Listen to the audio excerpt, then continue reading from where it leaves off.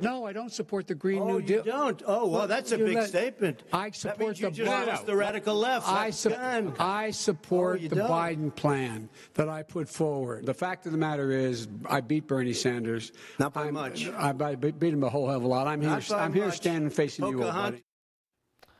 That was just one of the many exchanges, but Biden going against, in those both, the progressive wing of the party, also saying he doesn't support one of the highest profile policies, this Green New Deal. The big question, could that come back and maybe even bite the former VP? I want to bring in my next guest to talk about that and so much more. Congressman Harley Rouda. He's a Democrat representing California's 48th district in Orange County. So much to get into, Congressman, but first, I haven't spoken to a person who watched last night's debate that didn't feel they needed to wash their hands when it was over. Did you find it as just as distasteful and disgraceful as the rest of us? Yes, I did. I think it was one of the most unprecedented moments we have ever seen. It was unfair to the person who's supposed to be occupying the White House and doing so in a manner that's befitting of the office. It was unfair to Vice President Biden. And it was certainly unfair to Americans to have to sit through and see our current president behave in that fashion.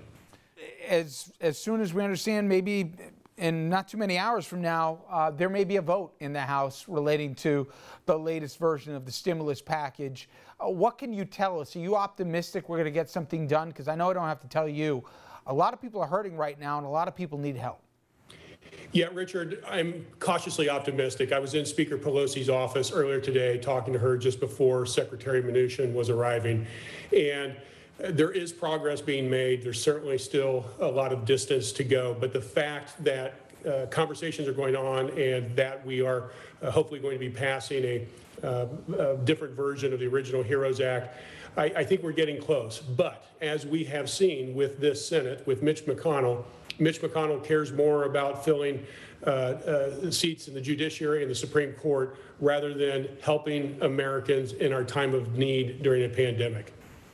We have such a fire hose of information and developing stories every day, but one of the things I'm most concerned about is there seems to be this train coming down the tracks vis-a-vis dismantling Obamacare, and tens of millions of people could be consequently impacted by it.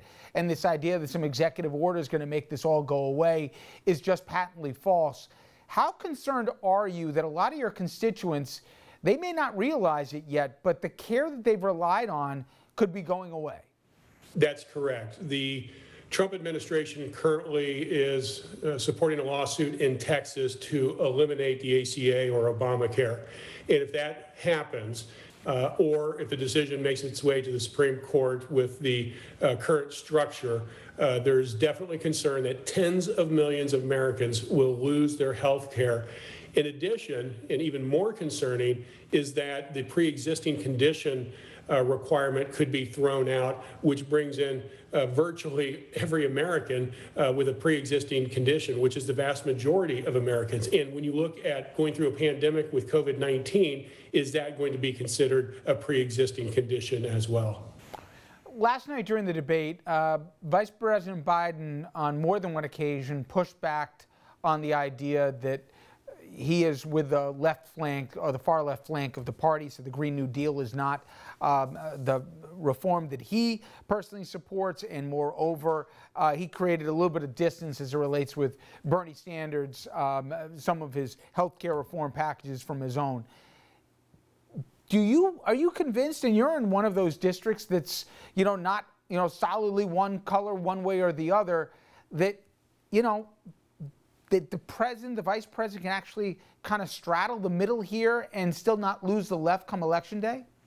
Yes, I do believe that, because when you look at the elections in 2018 and the Democrats took the House, they took the House because of people like me, moderates flipping red seats to blue seats, because the radical right has taken over the Republican Party.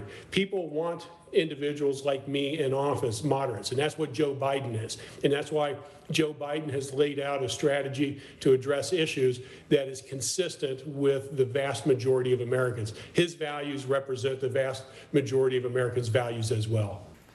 I'm curious, if the vice president asked you, would you tell him don't step on another stage with Trump again?